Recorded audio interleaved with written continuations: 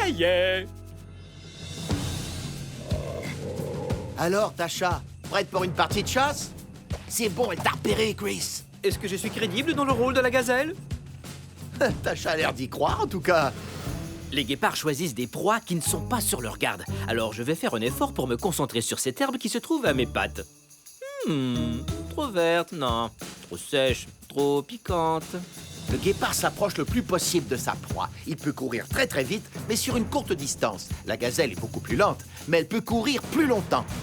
Donc, avant même de s'attaquer à sa proie, le guépard s'avance autant qu'il peut. Elle commence même à être trop près, je trouve. T'as raison, là, elle est vraiment très près. De l'herbe à éléphant, nutritive et riche en fibres. Chris!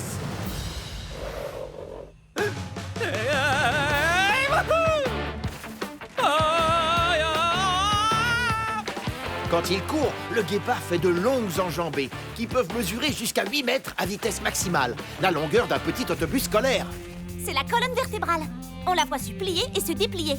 L'extension est tellement grande que les pattes sont projetées très loin et les foulées sont très longues. Chaque enjambée propulse encore plus loin le guépard. Oh, elle me rattrape. Trop rapide. Bon, des mouvements d'esquive s'imposent. Le gazigzag. Elle arrive à suivre le gazigzag, Le gazigzag? la technique de zigzag de la gazelle, le gazigzag, pour essayer de semer le guépard. Mais le guépard peut gazigzaguer aussi. Ça va se terminer en queue de poisson. En parlant de queue, regarde celle de Tasha. Elle fouette à droite et à gauche, en haut et en bas, à droite, à gauche, tout ça pour garder l'équilibre. Oh, elle se rapproche. Ah, impossible de la semer. Une colonne vertébrale souple, c'est exactement ce qu'il me faut.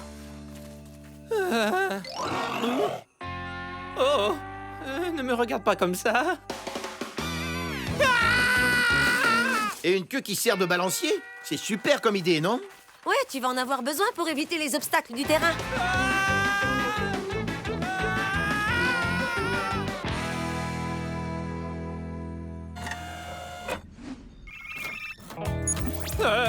Un coup de main serait le bienvenu. Chris, tu peux arrêter de faire le bouffon. Je fais pas le bouffon. C'est Tasha qui s'amuse. Avec moi.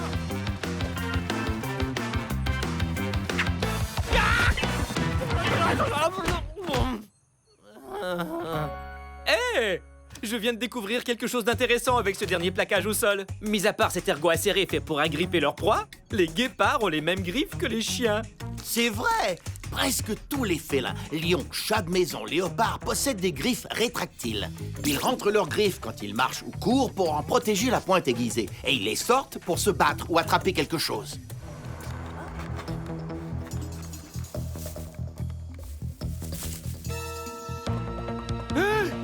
Un léopard nébuleux! Tu as bien dit léopard nébuleux? Oui! Ils pourchassent les nasiques. C'est un de leurs principaux prédateurs. Et devine quoi, Martin? D'autres bonnes nouvelles? Je crois que c'est ça ta fonction première. Tu dois surveiller la troupe. Les mâles doivent monter la garde pendant que tous les autres mangent. Utilise ton nez pour sonner l'alarme si tu vois un prédateur. Sauf qu'il y a un tout petit problème. Quoi? Je n'ai toujours pas maîtrisé le cri d'alarme! Tu ferais bien de t'exercer, parce que le léopard nébuleux a disparu de ma vue. Je ne sais plus où il est. Ok. Sois sans crainte, Winner. Je surveille les lieux. Oh, si seulement le léopard était plus facile à repérer. Il se fond dans la nature grâce à son camouflage. Il peut être n'importe où dans cette forêt ombragée.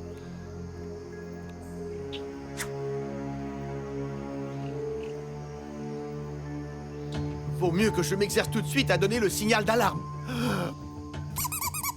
Oh, les vrais mâles nasiques n'ont pas un cri d'alarme qui sonne comme un jouet en caoutchouc.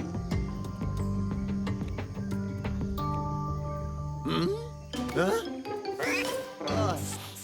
Ah, ah, ah, ah, ah, ah,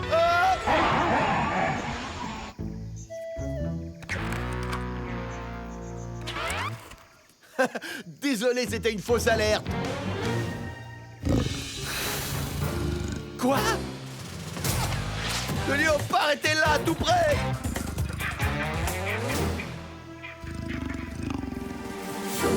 Phew. Ah, merci, Fouiner. C'est grâce à toi si j'ai réussi mon cri. Hein? Ce n'est que moi. Ah, à moins de faire de l'observation d'oiseaux. C'était pas un oiseau, c'était un Guépard! C'est vraiment étrange de voir un gros chat gazouiller comme ça. Mais ce n'est pas n'importe quel guépard. C'est Tasha!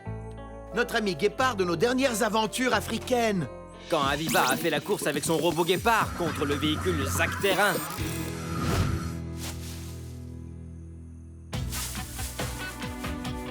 Oh, trop mignon. Trop mignon. J'arrive pas à y croire. Quand a-t-elle pu avoir son bébé? D'après son allure, je dirais que ça remonte à 7 semaines, parce qu'il a encore cette coloration noire et blanche sur le dos. Oh frérot, il va falloir qu'on lui trouve un super nom.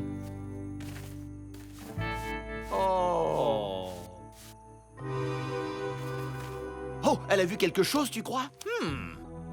Difficile à dire, mais Tasha a des lignes noires qui absorbent les rayons lumineux et lui permettent de bien voir en plein soleil.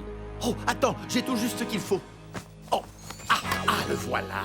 Mon cirage noir de joueur de baseball. Je n'ai qu'à en appliquer sous les yeux en imitant les lignes noires des guépards pour regarder au loin dans la savane malgré le soleil et voir... Oh, un lion! Les lions cherchent toujours à se débarrasser des guépards. Tout juste, il les considère comme des rivaux. Et il n'hésite jamais à tuer un guépard ou son petit si l'occasion se présente. Ce son veut dire « cache-toi ». Il y a un sifflement pour chaque ordre donné. Maintenant, Tasha va essayer de détourner l'attention du lion. Elle l'attire dans la direction opposée de... Oh, quel nom vais-je lui donner?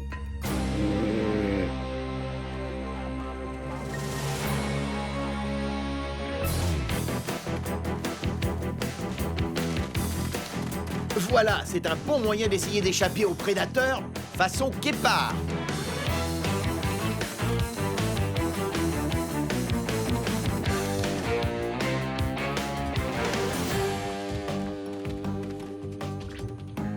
Wow, ça c'est de la vitesse! Oui, une machine de course ultra légère. Oh, c'est l'occasion rêvée d'améliorer mon robot guépard de course. Montez robot guépard de course.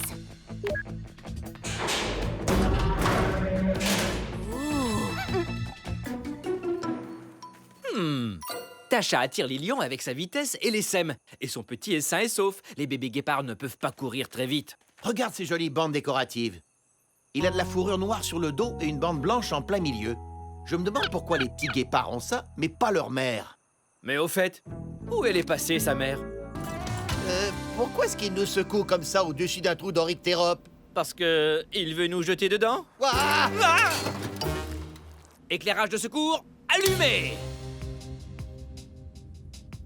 Aucun signe du moineau? Pas encore.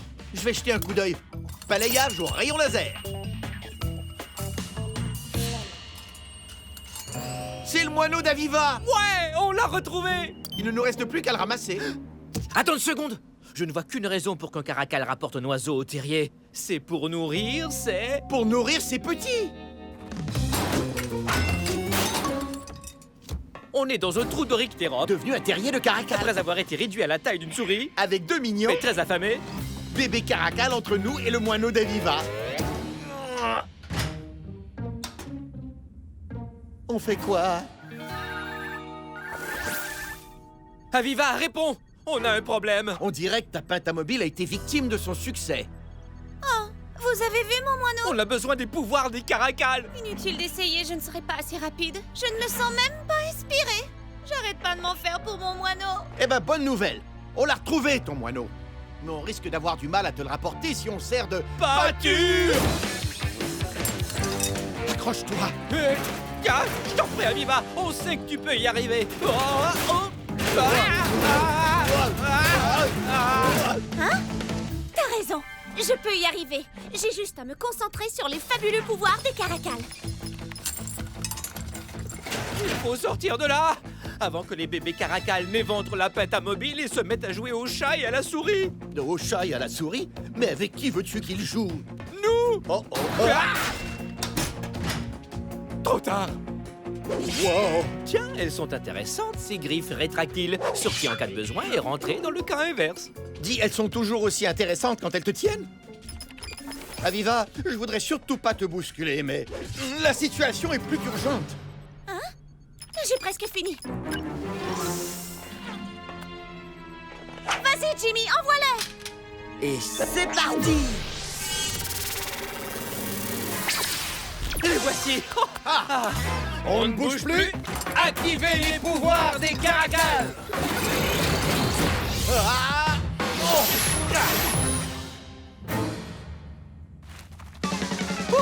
Si elle est occupée, Chris. Pendant ce temps-là, moi, je m'occupe du moineau.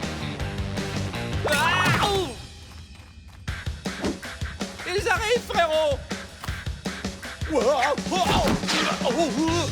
Merci, vieux. On peut y aller.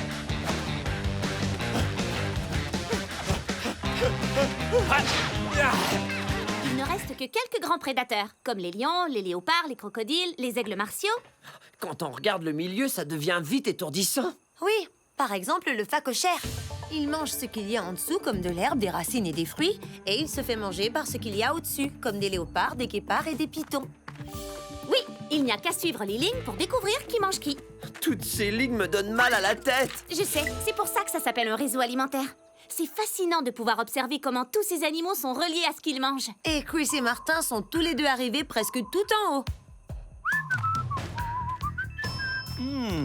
Qu'est-ce qui mangerait un renard?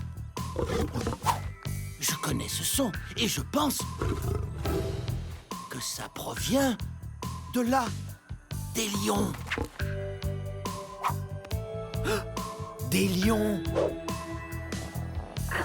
Oh, petit lionceau enjoué deviendra roi des prédateurs une fois grand. Oh oh, avoir un long corps peut s'avérer très utile pour ce type de jeu. Si seulement je pouvais réussir à le toucher. Oh. Quoi? Martin? Ouais, je crois qu'ils m'ont vu.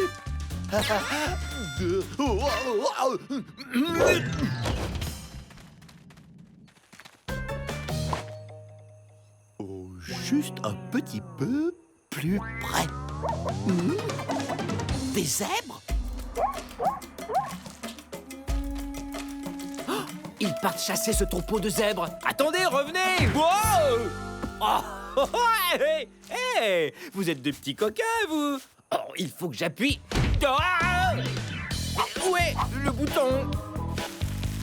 Oh, oh, oh, oh. Ah, oh, doucement, doucement. Ah, salut! Wow! Heureusement que je suis aussi rapide qu'un renard enrayé de chauve-souris. Wow! Chris, où es-tu? Je suis en train de servir de nounou à des bébés lions. Eh ben, tu vas pas tarder à me servir pour le goûter.